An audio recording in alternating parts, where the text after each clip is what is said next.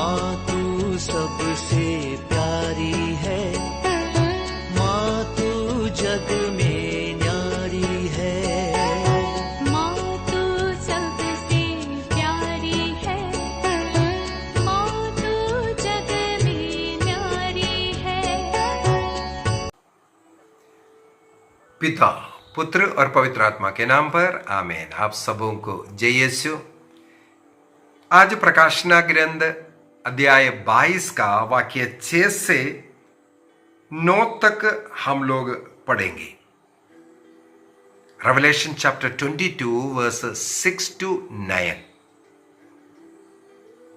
वाक्य 6 से आखिरी वाक्य 21 तक प्रकाशना ग्रंथ का समापन के विषय में, उपसंहार के विषय में लिखा हुआ है। कल के क्लास के साथ जो स्वर्गीय दर्शन जो कुछ हुआ था वो समाप्त हो चुका है, क्योंकि पापी लोगों का, शैतान का, पशु का और उनका मोहर लिया हुआ लोगों का जो दंड, नरक दंड और जो दूसरी मृत्यु के विषय में हम लोगों ने मनन चिंतन किया। और जो मैंने किया ईश्वर के साथ वो कलीसिया से जुड़ करके जो कलीसिया सिखा रहा था, मसीह कलीसिया के द्वारा हमें जो सिखा रहा था, उस शिक्षा के अनुसार जीने वाले, जो ईश्वर पिता और पुत्र का जो छाप अपने माथे पर लेने वालों को जो स्वर्गीय, जो नवीन जेरूसलेम का जीवन मिला और हमने सामने ईश्वर का दर्शन करने का मौका मिला, यह सब हम लोगों ने बीती क्लासों में मनन चिंतन किया। और उस स्वर्गीय सौभाग्य में अनंत काल तक, युग युगों तक राज्य करने वाले के विषय में 5वां वाक्य बोल करके हम लोगों ने समाप्त किया था। अभी समापन की कुछ बातें आज हम लोग मनन चिंतन कर रहा है। वाक्य 6, उसने मुझसे कहा, जो स्वर्गदूत योहन से जो बातें कर रहा था, दिखा रहा था, वो योहन से कहा, ये बातें विश्वसनीय और सत्य है। वो साक्ष्य दे रहा है, ये विश्वसनीय और सत्य है। जो शब्द हम लोगों को प्रकाशना ग्रंथ अध्याय 1 के अंदर भी पढ़ने के लिए मिला था। प्रकाशना ग्रंथ उसके अध्याय 1 वाक्य 1 में भी इसी प्रकार शुरू हुआ था। अभी समाप्ति में जो प्रकाशना ग्रंथ अध्याय 1 में जैसे शुरू हुआ, कई बातें वही समाप्ति में भी आ रहा है। तो यहां पर जो लिखा हुआ, ये बातें विश्वसनीय है और सत्य है, जो नबियों को प्रेरित करता है। प्रेरित करने का मतलब है उनको वो जो बोलने के लिए और करने के लिए जो प्रेरणा दे रहा है। उस प्रभु ईश्वर ने अपने दूत को भेजा है, जिससे वह अपने सेवकों को निकट भविष्य में होने वाली घटनाएं दिखाएं। ये वाक्य 6 को हम लोग प्रकाशना ग्रंथ अध्याय 1 वाक्य 1 को भी थोड़ा पढ़ करके देखते हैं, क्या लिखा है। यह ईसा मसीह का प्रकाशना है। देखो, प्रेरित करने वाला वो प्रकट किया था करके बोला। यह उन्हें ईश्वर की ओर से प्राप्त हुई, जिससे वह अपने सेवकों को निकट भविष्य में होने वाली घटनाएं दिखाएं। यही तो लिखा है, निकट भविष्य में होने वाले जो घटनाओं को दिखाने के लिए जो लिखा हुआ बात। यूहन्ना ने जो फर्स्ट चैप्टर 1 वर्स 1 में जो लिखा हुआ बात को यहां पर लेकर के वो जो कुछ दिखाया, जो कुछ वो देखा था, वो सब सत्य है, ये स्थापित करने के लिए इन वचनों को लिखा। इसके बाद लिखा है, यूहन्ना अनुप्रमाणित करता है कि उसने जो कुछ देखा वह ईश्वर का वचन और ईसा मसीह का साक्ष्य है।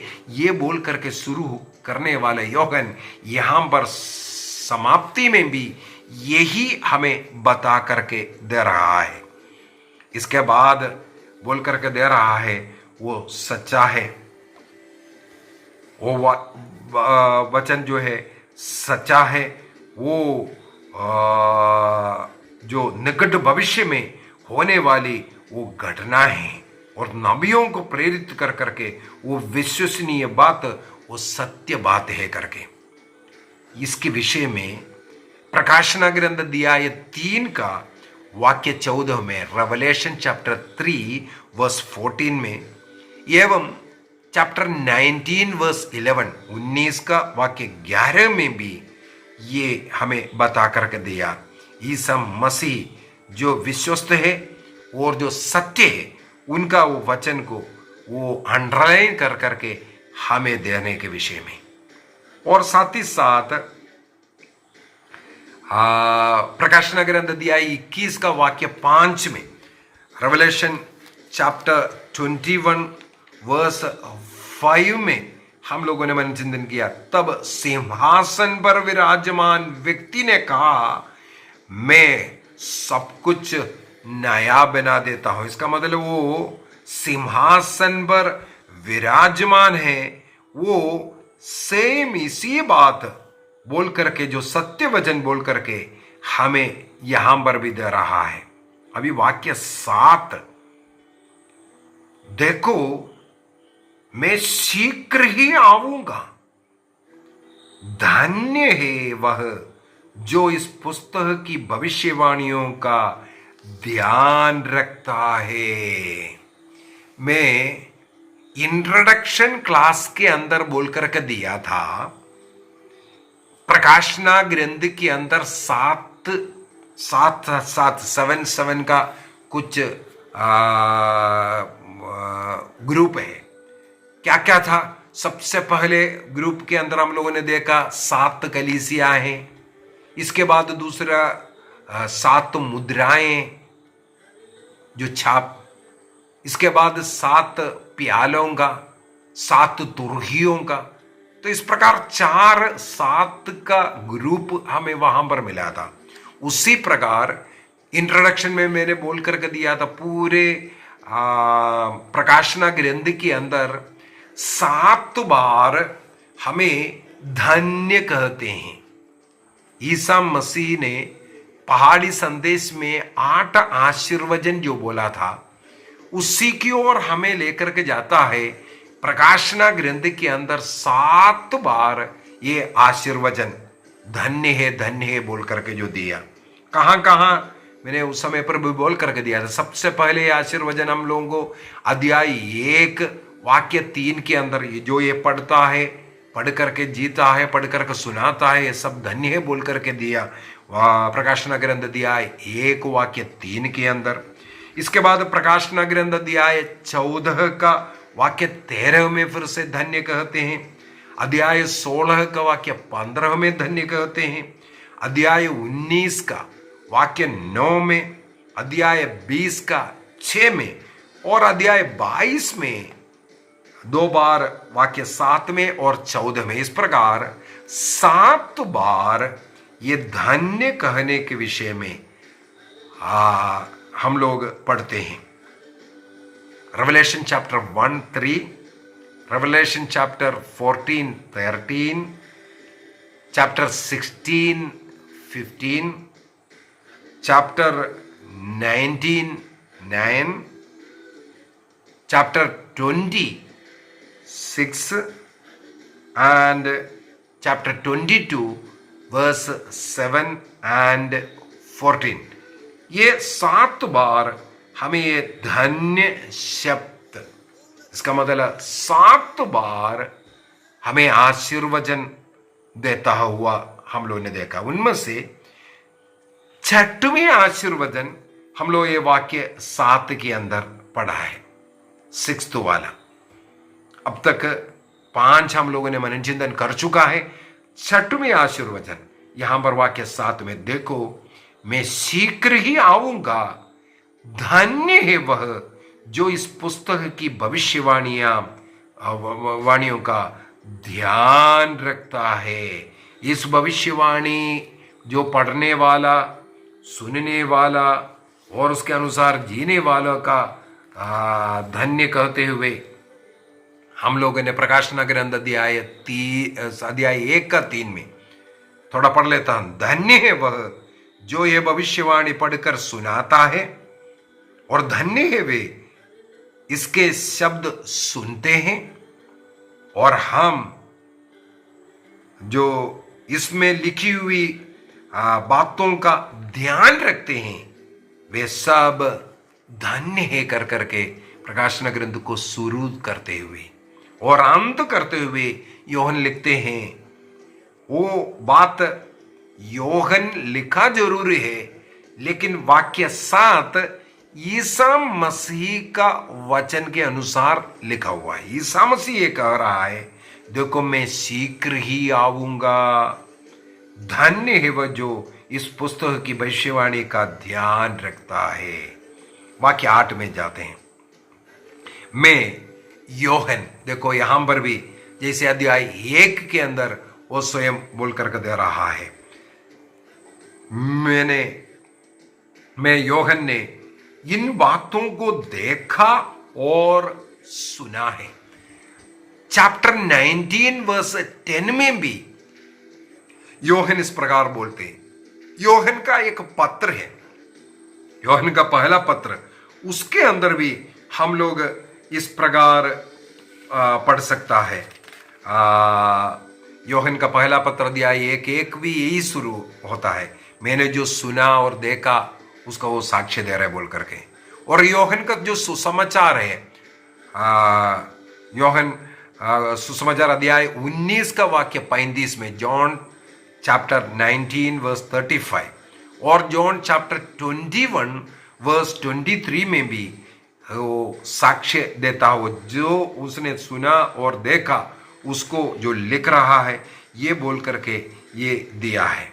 तो जैसे प्रकाशन ग्रंथ अध्याय 1:4 के अंदर जो स्टार्टिंग में जो लिखा उसी प्रकार समाप्त करते हुए योहन अपना नाम को प्रकट करता है और अंडरलाइन कर करके हमें बताता है कि मैंने जो कुछ सुना है देखा है उसको मैं ये लिख रहा हूं। और आगे थोड़ा सा और पढ़ते हैं। और सुन चुका था तो मैं योहन ने इन बातों को देखा और सुना। जब मैं देख और सुन चुका था तो जिस स्वर्गदूत ने मुझे इन बातों को दिखाया था मैं उनकी आराधना करने के लिए उसके चरणों पर गिर पड़ा। हम लोगों ने प्रकाशना ग्रंथ अध्याय 19 में भी 19:10 में भी ये पढ़ा था। वहां पर भी योहन ने स्वर्गदूत के सामने दंडवत किया, आराधना किया। तब योहन को खड़ा किया और डांट मारा, केवल ईश्वर की आराधना करना है, मैं भी आप लोगों का समान है बोल करके। तो यहां पर भी जो समापन जो उपसंहार लिख रहा है उस समय पर भी योहन ने वही कार्य किया। उस स्वर्गदूत के सामने फिर से वो दंडवत करते हैं उनकी आराधना करने के लिए। तब स्वर्गदूत ने क्या कहा, लेकिन उसने मुझसे कहा आप ऐसा नहीं करें। जैसे वहां पर अध्याय 19:10 में भी यही पढ़ा हम लोगों ने, चैप्टर 19 वर्स 10 में भी यही लिखा हुआ मिलेगा, आप ऐसा नहीं करें। मैं भी आपकी और आपके भाइयों नबियों की तरह जो इस पुस्तक की बातों का पालन करते हैं मसीह का सेवक हूं। आप ईश्वर की ही आराधना करें, लैट्रिया ओनली फॉर गॉड। कैथोलिक कलीसिया यही सिखाता है, आराधना केवल ईश्वर को। दूतों को, संतों को, अच्छे लोगों को, हमारे गुरुजनों को, प्रियजनों को सब हम आदर सम्मान देना है। Duliya and hyper Duliya class ले चुका हूं। लैटिन शब्द है, 3 शब्द है। दूलिया आदर देना, हाइपर दूलिया विशेष आदर देना। माता मरियम के लिए जो कलीसिया दे रहा है विशेष आदर, क्योंकि वो ईश्वर की मां होने के कारण, मुक्तिदाता का मां बनने के कारण, सह मुक्तिदायिका बन करके हमारे लिए आदर्श होने के कारण उनके लिए एक विशेष आदर देता है। उसको हाइपरदूलिया कहते हैं। और केवल ईश्वर को देता है लाट्रिया।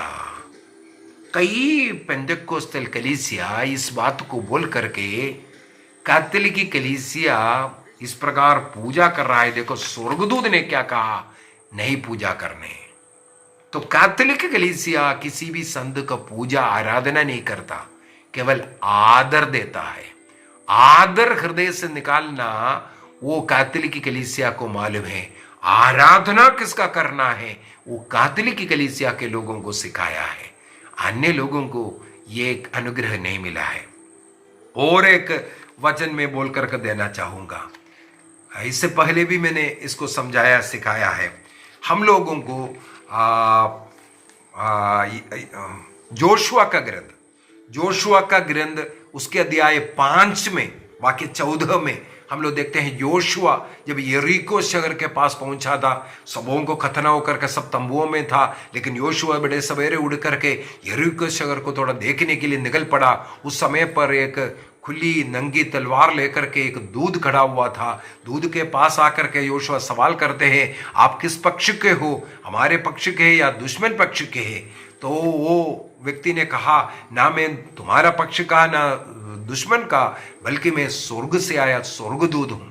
ये सुनते ही जोशुआ का ग्रंथ जोशुआ चैप्टर 5 वर्स 14 वहां पर हम लोग देखते हैं जोशुआ उस स्वर्गदूत के सामने दंडवत करते हैं। वहां पर यह नहीं लिखा जोशुआ ने उनके सामने दंडवत किया वो आराधना करने के लिए। जोशुआ ने उनका आराधना करने के लिए दंडवत नहीं किया था, जोशुआ उनका आदर करने के लिए दंडवत किया था। इसलिए उस स्वर्गदूत ने उनको नहीं बोला खड़े हो जाओ, आप ये क्या कर रहा है। यहां पर संत योहन ने उनकी आराधना करने के लिए दंडवत किया, इसलिए उन्हें कहा आप ऐसा नहीं करना, आराधना केवल ईश्वर का करना। मैं भी आपके समान है। जोशुआ जैसे हमें आदर सम्मान करना पाप नहीं है। माता मरियम का, संतों का, इसका मतलब आदर सम्मान करना, उनको फूलमाला चढ़ाना, उनका मूर्ति बनाकर रखना, वहां पर मोमबत्ती जलाना, यह सब पाप नहीं है, केवल उनका आदर करने का एक तरीका है। तो यहां पर जो लिखा हुआ शब्द दूलिया वो संतों के लिए, लेकिन लाट्रिया आराधना केवल ईश्वर के लिए। आइए हम अपनी आंखों को बंद करें। आज हम लोगों ने देखा संत योहन साक्ष्य दे रहा है, जो कुछ उन्होंने जो लिखा है वो सत्य बात है। उन्होंने जो देखा है एक इतवार के दिन प्रार्थना के समय पर, उस समय पर इतना दर्शन, 22 अध्याय हम लोगों ने जो सीखा वो केवल वो इतवार का एक दर्शन में जो हुआ वो दर्शन था, उनको मिला हुआ वो सत्य दर्शन था। ये वो साक्ष्य दे रहा है। और जिस स्वर्गदूत ने उन्हें दिखाया उनके सामने वो दंडवत किया आराधना करने के लिए, तब मना किया ईश्वर का केवल आराधना करना है, संतों का, स्वर्गदूत का, अन्य लोगों का सब हमें आदर करना है, जैसे जोशुआ में सिखाया। आइए निर्णय कीजिए, ईश्वर के योग्य जीवन जिएंगे। इस वचन में जो लिखा हुआ है उसके अनुसार जो कलीसिया जो सिखाता है आधिकारिक रूप से, जो झूठे नबी लोग जो सिखाता है उनके पीछे नहीं जाएंगे। जो कैथोलिक कलीसिया जो अधिकार ईश्वर ने दिया जिसे सिखाने का, वो जो सिखाता है उसको सीखने का, उसके अनुसार चलने का निर्णय कीजिए। अगले क्लास में हम लोगों को मिलेगा जो उसके अनुसार नहीं, झूठी शिक्षा जो देता है उनको क्या दंड मिलने वाला है। निर्णय कीजिए। कलीसिया का आदर करेंगे, कलीसिया के अगुआ लोगों का, संत पापा का, पुरोहितों का, धर्मभवनों का, गुरुजनों का आदर सम्मान करेंगे। और जो कैथोलिक कलीसिया जो आधिकारिक रूप से शिक्षा देता है, सिखाता है, केवल वही सीखने का निर्णय करें, उसके अनुसार चलने का निर्णय करें, उसमें विश्वास करने का निर्णय करें, ताकि हमें भी वो स्वर्ग राज्य चाहिए। निर्णय करें। पिता, पुत्र और पवित्र आत्मा के नाम पर आमीन। आप सबों को जय यीशु।